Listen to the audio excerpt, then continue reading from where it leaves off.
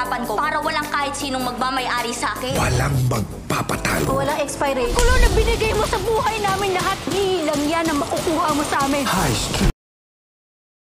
Nagsiselos itong si Kevin nang makita niya si Archie na may inabot kay Roxy. Kaya nga kinompronta niya itong si Roxy at sinabi niya na girlfriend kita at ayaw kong nakikipag-usap ka pa kay Archie. Sinabi naman ni Roxy sa kanya na bawat sentimo ay pinaghihirapan niya para walang kahit sinong magmay-ari sa kanya at hindi siya pwedeng diktahan sa kung anuman at sino man ang taong gusto niyang kausapin o tulungan. Hindi naman papatalo itong si Kevin kay Archie at nagawa pa nga niyang hamunin ito.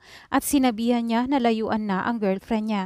Dahil mahal na mahal pa ni Archie itong si Roxy, kaya hindi rin siya napapayag na mapunta si Roxy sa lalaking kagaya ni Kevin na siloso.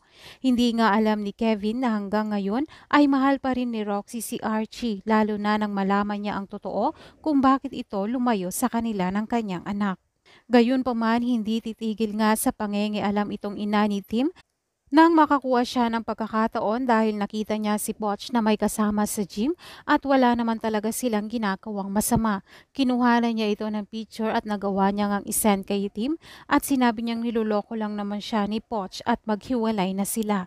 Nagalit naman itong si Tim nang matanggap niya ang picture at agad siyang nagselos at hindi niya muna nga inalam ang totoo at pinuntahan niya itong si Poch at pagtatanong na sino ang pinalit sa kanya.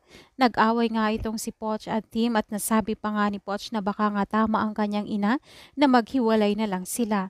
Nagawang sabihin niyo ni Poch dahil nasasaktan rin siya dahil hindi siya pinapaniwalaan ni Kevin at mas naniniwala pa sa kanyang ina na wala naman talaga silang ginagawa ng kasama niya.